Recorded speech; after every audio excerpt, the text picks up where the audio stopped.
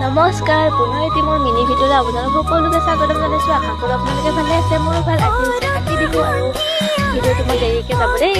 আৰু কাতি বিহু বুলি আপোনালোক সকলোকে মোৰ ফালৰ পৰা আচলতে আহিলে কথা চাবলৈ, কাৰণ এটা নিয়ম আছে কাতি বিহু কথা চাবলৈ আহিব লাগে।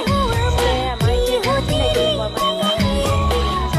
এতিয়া আমাৰ বানৰ নিচিনা নহয়, জ্বলাব লাগে বা আমাৰ ইপানে একে চাগে জ্বলাই চাগে, কিন্তু মানে আমি